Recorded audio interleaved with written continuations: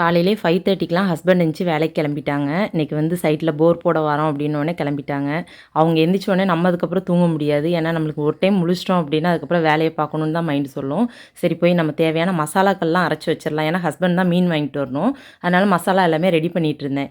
எங்க ஊர் சைடு பார்த்தீங்க அப்படின்னா, எங்க ஊர் சைடு அப்படின்னா தென் மாவட்டங்கள் சைடு எல்லாமே சொல்றேன். நம்ம எவ்வளோதான் டிஃப்ரெண்ட்டா ஒரு வீடியோவ பார்த்தோ, இல்ல ஒருத்தவங்க சொல்லியோ இந்த மெத்தட்ல வைங்க நல்லாயிருக்கும்னு சொன்னாலும், நம்ம வைக்கிற அந்த அரைச்சு வைக்கிற மசாலா தான் அவங்களுக்கு பிடிக்கும். அதாவது தேங்காய், சீரகம், அதுக்கப்புறம் வெங்காயம் இதெல்லாமே அரைச்சிட்டு, அதுக்கப்புறம் தக்காளி, மிளகாய் எல்லாம் போட்டு, உப்பு போட்டு நம்ம கையாலேயே மசாலாலாம் சேர்த்து எடுத்து வைக்கிறது. அந்த மீன் குழம்புக்கு வேற எந்த மீன் குழம்புமே ஈடாகாது ஃப்ரெண்ட்ஸ். அவ்வளோ ஒரு டேஸ்ட்டாக இருக்கும். இன்னைக்கு வந்து வெலை மீன் தான் வாங்கிட்டு வந்திருந்தாங்க குழம்புக்கு.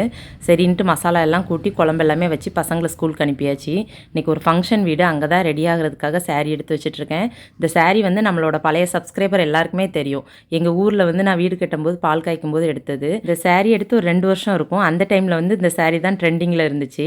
ஆனால் ப்ளவுஸ் தான் கொஞ்சம் சம்மந்தம் இல்லாமல் கொடுத்துருந்தாங்க. எம்ப்ராய்டிங் கொடுத்தோன்னே மேட்ச் ஆகிடுச்சு. இன்றைக்கி என்ன ஃபங்க்ஷன் போகிறோம் அப்படின்னா, ஹஸ்பண்ட் வீடு கட்டி கொடுத்த வீடோட கிரகப்பிரவேசம். அங்கே தான் போகிறோம். ரொம்ப அன்பான ஃபேமிலி. எப்போவுமே எங்களுக்கு இந்த மாதிரி கிளைண்ட் கிடைக்கிறது வந்து காடோட கிஃப்ட்டுன்னு தான் சொல்லுவேன். ஏன்னா அவங்க கிளைண்டாக வர்றாங்க, அப்புறம் ஒரு ஃபேமிலியாகவே மாறிடுறாங்க. இந்த அக்காவும் சரி, அந்த அண்ணனும் சரி, உண்மையாகவுமே ஒரு கூட பிறந்த பிரதர் சிஸ்டர் மாதிரி தான். அவ்வளோ அன்பாக பேசினாங்க. நானுமே ரொம்ப நேரம் அவங்ககிட்ட இருந்து பேசினேன். பேசும்போது என்னோட ஹஸ்பண்டை அவங்க என்கிட்ட புகழ்ந்து பேசினாங்க. இவங்க வந்து எனக்கு கிடைச்சது வந்து ஒரு பெரிய கிஃப்ட்டு, காடாக பார்த்து தான் எங்களுக்கு இவங்களை அனுப்பி வச்சுருக்காங்க அப்படின்ட்டு.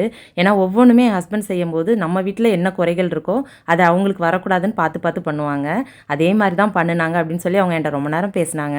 அதுக்கப்புறம் அவங்க பால் காய்ச்சது பார்த்தீங்கன்னா ஃப்ரெண்ட்ஸ், மண்பானையில். இப்போலாம் யார் ட்ரெடிஷ்னலாக காய்க்கிறாங்க, அடுப்பில் வச்சே காய்ச்சி முடிச்சிடுறாங்க. அது ரொம்ப ரொம்ப எனக்கு பிடிச்சிருந்துச்சு. இவங்க இந்த வீட்டில் தலைமுறையாக நல்லபடியாக வாழணும். ஓகே ஃப்ரெண்ட், வீடியோ பிடிச்சிருக்குன்னு நினைக்க. வீடியோ பிடிச்சா லைக் பண்ணுங்கள். பாய்.